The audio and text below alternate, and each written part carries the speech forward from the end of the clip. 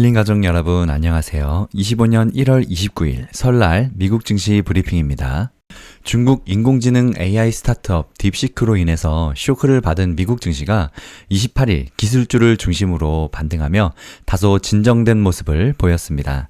뉴욕 증시에서 3대 주가 지수가 동반 강세를 보였는데 전날 3% 폭락했던 나스닥 종합지수는 2% 급반등했고 중국 AI 딥시크발 충격으로 폭락했던 기술주가 저가 매수세에 힘입어서 전날 하락분의 일부를 되찾기도 했습니다. 다우지수는 전장보다 0.31% 오른 44,850의 거래를 마감했고 S&P 500 지수는 전장보다 0.92% 오른 6,067을 기록했습니다. 나스닥 종합 지수는 2.03% 오른 19,733에 장을 마쳤습니다. 필라델피아 반도체 어제 9% 폭락했었죠. 오늘 1.11% 상승하면서 4,907을 기록했고 새로 시작한 AI 반도체는 3.1% 올라서 1131을 기록했습니다. 주가지수가 다시 반등함에 따라서 월가의 공포지수, 시카고 옵션거래소의 변동성지수 VIX는 8.32% 하락해서 16.41로 떨어졌습니다. 딥시크로 인한 충격은 지난 주말 사이 소셜미디어에서 화제가 된 뒤에 월요일날 정점에 이르렀는데요. 전날 딥시크의 충격으로 인해서 17%나 급락했던 AI 주도주 엔비디아는 이날 전거래일 대비 8.93% 상승하면서 128.86달러에 마감했습니다. 강세를 보였는데요. 함께 급락했던 브로드컴과 오라클도 이날 각각 2.59%, 3.61% 상승했습니다.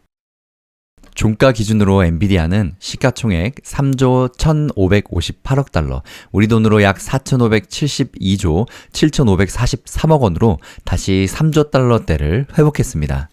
애플은 오늘 3.65% 올랐고 마이크로소프트도 2.87% 올랐고 아마존은 1.16% 올랐고 구글 알파벳은 1.7% 그리고 메타는 2.19% 테슬라는 0.24% 소폭 오른 398.09달러로 장을 마쳤습니다. 빅7 종목 모두 다 올랐습니다. 또 전날 딥시크 쇼크로 함께 폭락했던 대만의 TSMC는 5.25% 급등한 202.4달러로 마감했습니다.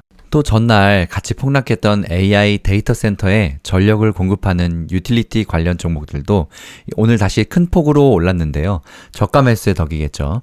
전날 28%나 폭락했던 전력업체 비스트라는 9.16% 폭등한 149.64달러, 탈린 에너지도 6.38% 급등한 204.42달러로 올랐습니다.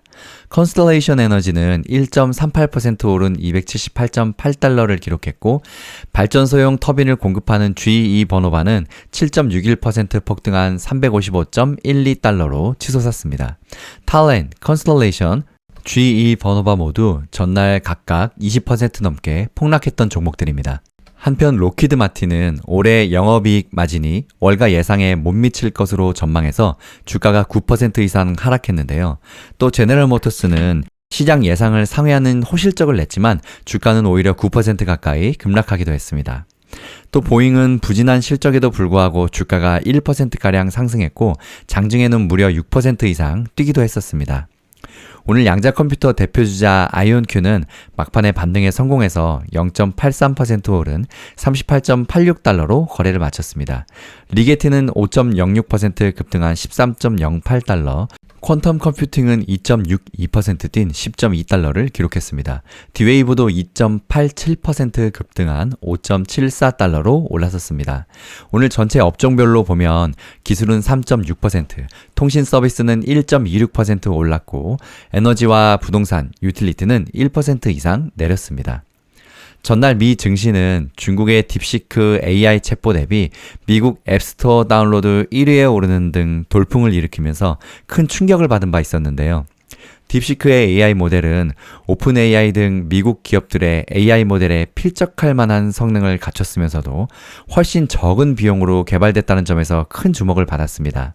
AI 칩 대장주인 엔비디아는 이에 미국 AI 관련 기업에 대한 투자자들이 불안감이 커지자 어제 하루 동안 무려 16.97%나 폭락했는데요.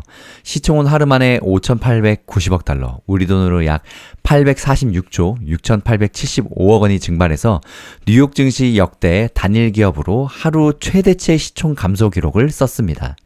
이는 딥시크가 AI 모델 개발에 투입한 비용 때문인데 약 557만 6천 달러, 우리 돈으로 약 78억 8천만 달러에 불과한 것으로 알려졌습니다. 이는 그간 미국 기업들이 쓴 수백억에서 수십조 원에 크게 대비되었었는데요. 이에 따라 엔비디아의 고가 AI 칩에 대한 무용론이 일었습니다.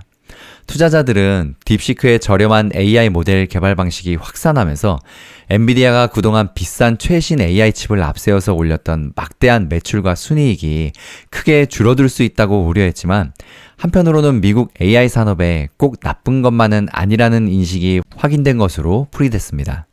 딥시크가 저비용 방식을 내놓았지만 엔비디아 등 AI용 반도체 시장이 위축되지는 않을 것이라는 관측이 힘을 얻은 건데요.